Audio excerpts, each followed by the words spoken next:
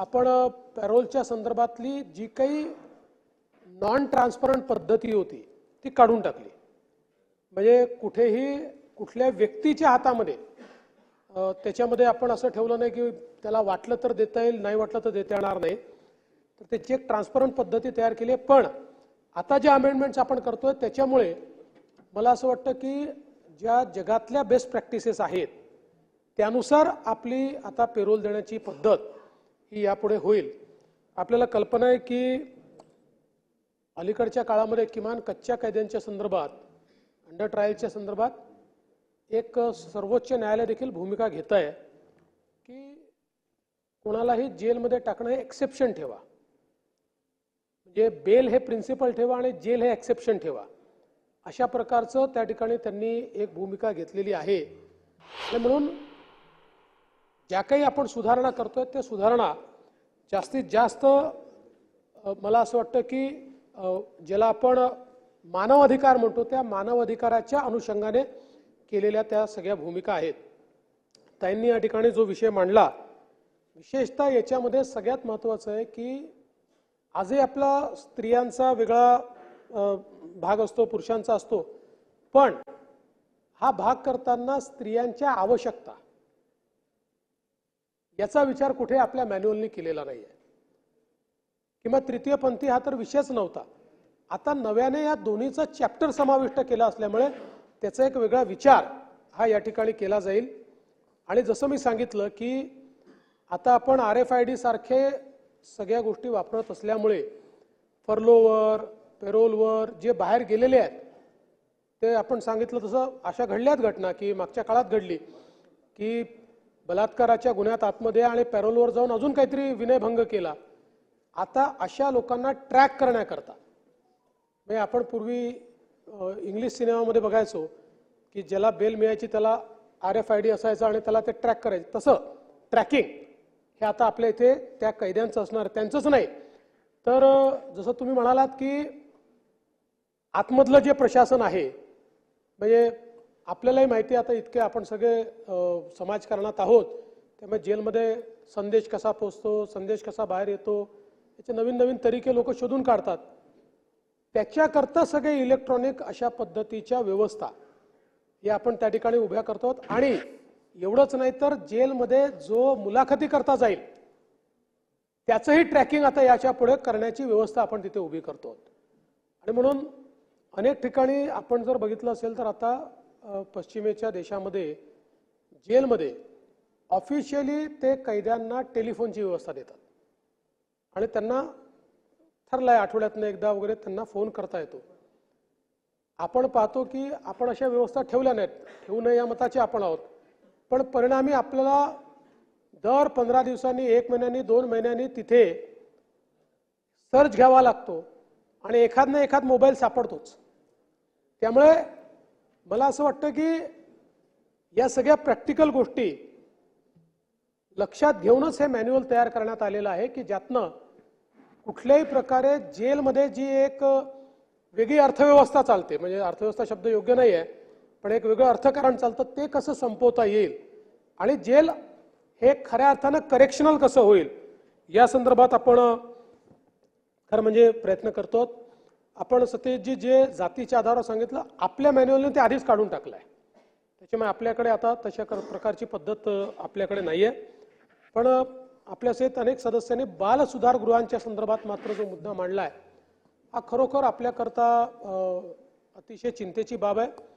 खरं म्हणजे 2018 साली कैलास सत्यार्थी साहेबांना आपण अपॉइंट केलं होतं आणि मुंबईमध्ये एक देशातलं सगळ्यात आयडियल अशा प्रकारचं बाल सुधारगृह तयार करण्याच्या संदर्भातला एक आराखडा आपण तयार केला होता। 2019ला आपण त्याची म्हणजे तो आराखडा तयार करून आपण MMRDAला त्याची जबाबदारी दिली होती।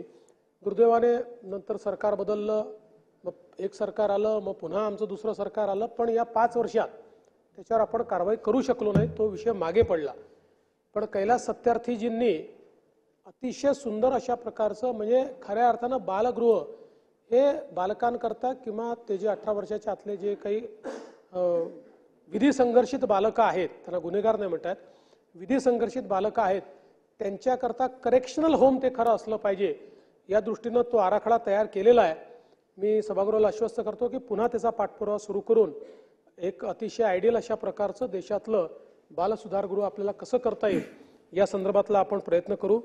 अनेक वेळा आता हे जे काही बालसुधारगृह आहेत हे होम मिनिस्ट्रीच्या ऐवजी त्याच्यावर विशेष नियंत्रण आपलं महिला व बाल विकासचं आहे, कारण त्याला आपल्याला तुरुंग मानता येत नाही. त्यामुळे कधी कधी काय होतं की अशा प्रकारच्या याच्यात आता महिला बाल विकासमध्ये प्रायोरिटी दुसऱ्या गोष्टींना आहे, त्यामुळे कधी कधी अशा गोष्टी मागे पडतात. पण आता मला असं वाटतं की इट इज हाय टाईम आपल्याला त्याच्याकडे लक्ष दिलं पाहिजे. त्यामुळे या सभागृहाची जी भावना आहे ती भावना लक्षात घेऊन निश्चितपणे त्यानुरूप येत्या काळामध्ये आपण काम करू. आपण सगळ्यांनी ज्या सूचना दिलेल्या आहेत आणि मगाशी मी नार्वेकरजी आपल्याला जे विचारलं आपल्या कुठल्या जेलमध्ये जायचं आहे, कैदी म्हणून नाही विचारलं, आमदार म्हणून कुठल्या जेलची व्हिजिट करायची आहे मी सगळ्यांना विचारतोय. तिहार जेलची करायची आहे म्हणतात. तिहार जेलची व्हिजिट नाही करता येणार, तिथे मग तुम्हाला वेगळ्या पद्धतीने अल्काट्रासची ते आपल्याला ते घेऊन जाऊ शकतात असं नाही आहे. सॅन फ्रान्सिस्कोला वगैरे त्यांचं तुम्हाला जलवा माहित नाही आहे.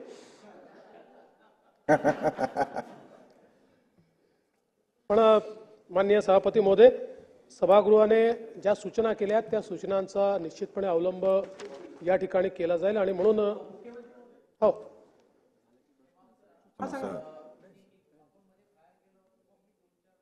होते की एक तर स्थलांतर करण्याच्या बाबतीत, कारण हे शहरामध्ये आलेले सर्व सहभागी एक मंडलामध्ये आपण 5 एकरची जागा पण आपण दिली होती. 2 कर्मचाऱ्यांची जी राहायची व्यवस्था आहे ती अत्यवस्था आहे आणि त्याच्यासाठी PWD फंड देत नाही, हा एक भाग. आणि मी एक महत्त्वाचा विषय असा मांडला होता की लाईफ इम्प्रिझनमेंट म्हणजे काय. आपण काय माणूस मरेपर्यंत नाही, 15 वर्ष जर त्यांनी शिक्षा भोगली तर त्याला डीम टू बी 18 वर्ष होतो. पण आपण एक कायद्यामध्ये गेल्या 1.5-2 वर्ष अगोदर एक बदल आणल्यामुळे त्याचा बेनिफिट त्या लोकांना मिळत नाहीये. अर्थात त्याच्यावरती माननीय उच्च न्यायालयाकडे गेलं, उच्च न्यायालयाने पण एक पिटिशन घेतली, गेल्यानंतर मग आपण त्याला सुप्रीम कोर्टला चॅलेंज केलं, कुठे व्यक्तीबद्दल नाही पण जनरल. सत्य सामोरे आलं पाहिजे सूर्यप्रकाशा इतकंच स्पष्ट, ते काय आलेलं दिसत नाही. अध्यक्ष महोदय, एक MSSRDC विषयी छोटीशी गिरीश महाजन साहेब, हो गिरीश महाजन साहेब गप्पा नंतर मारा ना साहेब. एक MSSRDCचा विषय आहे, एक टनलचं काम आहे. एक टनलचं काम 140 कोटी रुपयामध्ये अफकॉनने केलं.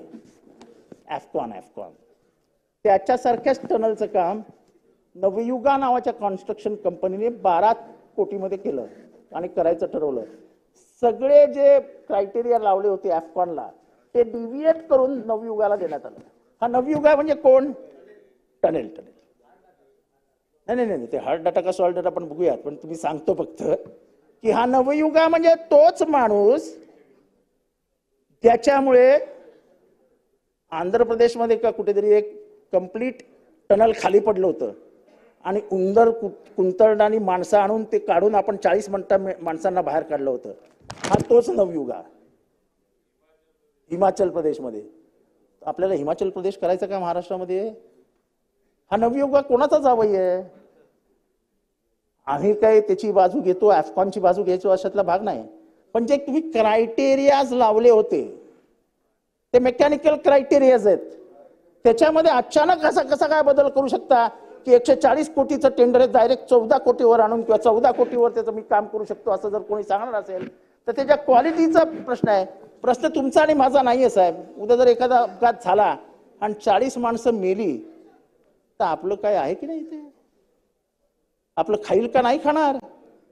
तेव्हा महाजन साहेब, मी तुम्हाला एक का सांगतोय